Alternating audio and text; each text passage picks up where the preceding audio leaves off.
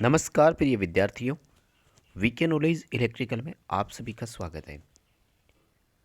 दोस्तों, आईटीआई के CBT exam अभी रनिंग में है और 16 जनवरी 2022 को वर्कशॉप कैलकुलेशन एंड साइंस का और एम्प्लॉयबिलिटी स्किल का जो पेपर हुआ था, ये इवनिंग शिफ्ट का पेपर है।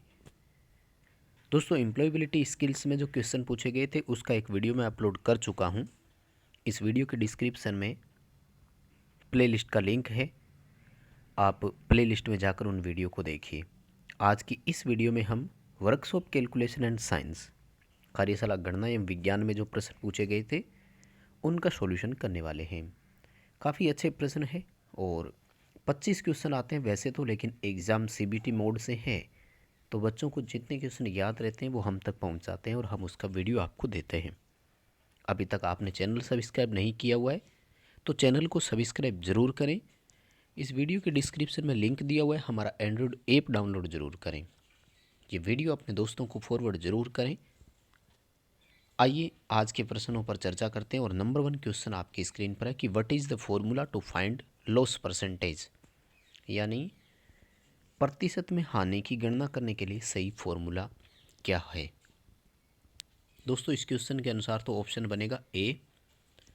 वैसे आपके ऑप्शन हो सकता है कि सफल हो यानी ऊपर नीचे हो जाए, तो आप ऑप्शन को ध्यान से देखना। क्या होता है एक्चुअल में, फॉर्मूला होता है कि हानि कितनी हुई थी बटे लागत मूल्य कितना है। कॉस्ट प्राइस को लागत मूल्य बोला जाता है हिंदी में। सीपी का मतलब यहाँ पर कॉस्ट प्राइस होता है और उसको 100 से मल्टीप्लाई कर दीजिए तो वो प्रतिशत में कन्वर्ट हो जाएगा। ए ऑप्शन आपका सही रहेगा, loss upon cost price into 100। ठीक है, अच्छा प्रश्न है और आपको अपने पेपर में देखने को मिल सकता है। आगे देखिए, प्रश्न पूछ रहा है कि what is the law of friction, यानी घर्षण का नियम क्या है। तो काफ़ी अच्छा क्वेश्चन है और बार बार आ रहा है ना। ये ए ऑप्शन इसका सही रहेगा। वैसे इस प्रश्न को मैंने हिंदी में कई बार करवाया हुआ है, इसलिए सोचा कि आज इंग्लिश में करवा दिया जाए ताकि हिंदी इंग्लिश दोनों आपको अच्छे से समझ में आ जाए। घर्षण का नियम क्या है कि घर्षण बल जो है वो जो आपका एरिया होता है उसकी मतलब कंप्लीट क्षेत्रफल कितना है और उसका आकार कैसा है, जो कॉन्टैक्टिंग सरफेस होती है, संपर्क सतह होती है, उससे वो स्वतंत्र होता है। जनरली घर्षण बल कॉन्टैक्टिंग सरफेस जो है ना उसके एक तरह से यूँ कहें कि प्रकृति या नेचर पर डिपेंडेड होता है। कॉन्टैक्ट सरफेस खुरदरी होगी तो घर्षण ज़्यादा होगा, तो वो उसके आकार से, ठीक है ना, शेप मतलब उसकी आकृति कैसी है उस चीज़ से वो स्वतंत्र होता है। अगला प्रश्न पूछ रहा है व्हाट इज़ ए प्रॉफिट, यानी लाभ क्या होता है। बहुत सिंपल सा है, लाभ होता है विक्रय मूल्य, यानी आपने किसी भी वस्तु को बेचा किस पर था, माइनस क्रय मूल्य कर दो। और क्रय मूल्य नहीं तो हिंदी में आपको इसका लागत मूल्य लिखा हुआ मिल सकता है, जैसा कि अपने क्वेश्चन में ऑप्शन ए बनेगा, selling price minus cost price, यानी बेची जाने वाली मूल्य उसमें से कॉस्ट प्राइस यानी लागत मूल्य जो हमारे पैसा लगा था वो माइनस कर दो। आगे जो प्रश्न दिया हुआ है वो पूछ रहा है आपसे घर्षण गुणांक वाला क्वेश्चन है भाई। कह रहा है कि घर्षण गुणांक की गणना कीजिए यदि बल आपका 30 न्यूटन का हो और उसके लिए जो बॉडी को मूव कर रहा है यानी खिसका रहा है उसका द्रव्यमान 35 किलोग्राम है और 1 किलोग्राम को 10 न्यूटन माना जाए।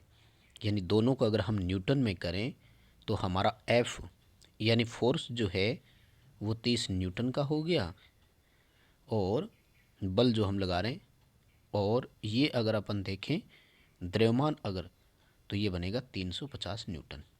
ठीक है, तो म्यू बराबर क्या करेंगे, म्यू बराबर जो आपका 30 न्यूटन का वेट है, बल आप लगा रहे हैं, उसमें द्रव्यमान का भाग दे दीजिए। उत्तर आएगा सी ऑप्शन रहेगा, कैलकुलेशन करके मिलान करना 0.0857।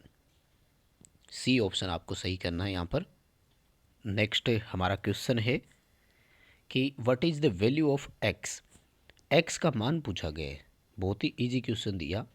एक्स प्लस 2/2 बराबर 19 है। देखो सबसे पहले तो इस 2 को ट्रांसफ़र कर देंगे अपन, और ये जैसे ही 2 को ट्रांसफ़र करेंगे तो क्या बनेगा, x प्लस 2 बराबर 19। 19 इंटू 2, 19 को 2 से मल्टीप्लाई आप करोगे तो ये बनेगा 38। और फिर ये 2 जो प्लस के है ये इधर आगे माइनस के हो जाएंगे, तो x के बराबर वैल्यू आएगी 36।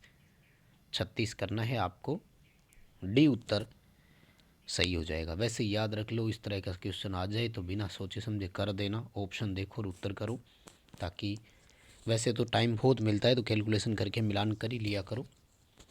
आगे देखो, कह रहे हैं प्रिंसिपल।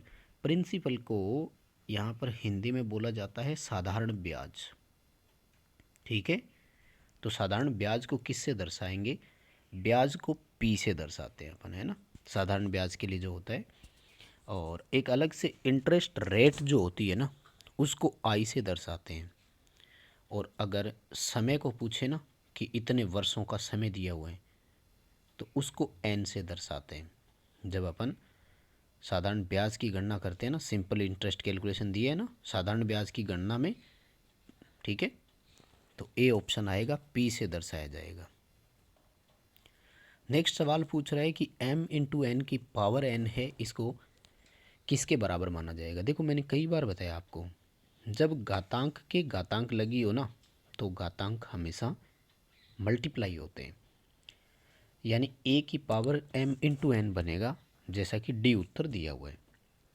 लेकिन इसका 2-3 तरह से क्वेश्चन आता है, ध्यान रखना। इसका प्रश्न दूसरे तरीके से भी आ सकता है, जैसे a की पावर m इंटू ए की पावर n, ऐसे भी आ सकता है। तो फिर इसका उत्तर बनेगा a की पावर m प्लस n। इस समय ध्यान रखना घातांक जुड़ते हैं, जब आधार सेम हो, संख्या मल्टीप्लाई में हो, तो उस समय घातांक को जोड़ दिया जाता है। अगला प्रश्न है कि बताइए लाभ कितना कमाया, ब्याज कितना कमाया यदि 12,500 मूलधन 17,500 हो जाता है। यानी 17,500 आपको मिश्र धन मिला, मूलधन है आपका 12,500, इसका मतलब 5,000 रुपये इसमें ब्याज जुड़ा हुआ है। बहुत सिंपल सा क्वेश्चन है, सी ऑप्शन के साथ आपको इसमें जाना है। आगे जो प्रश्न पूछ रहा है वो हीट ट्रीटमेंट का है कि which steel treatment process is done to refine and grain structure of the steel. Steel को रिफाइन करने और उसकी ओरिएंटेड संरचना होती है, दानेदार संरचना, उसके लिए टेम्परिंग कौन सी होती है, हीट ट्रीटमेंट कौन सी होती है, तो नॉर्मलाइजिंग आएगा। स्टील के लिए नॉर्मलाइजिंग प्रक्रिया को अपनाया जाता है। और आगे पूछ रहा है कि what is the formula of area of the circle. वृत्त का क्षेत्रफल ज्ञात करने का सूत्र है। तो वृत्त का क्षेत्रफल ज्ञात करने का एक तो पाई आर स्क्वायर होता है, और दूसरा फॉर्मूला होता है पाई डी स्क्वायर बटे 4। तो दोनों में से जो ऑप्शन आपके सामने हो आप उस ऑप्शन को कर सकते हैं। तो चलिए दोस्तों, यही मिले थे आज के लिए हमें क्वेश्चन। वीडियो लाइक कर देना, चैनल को सब्सक्राइब जरूर कर लेना।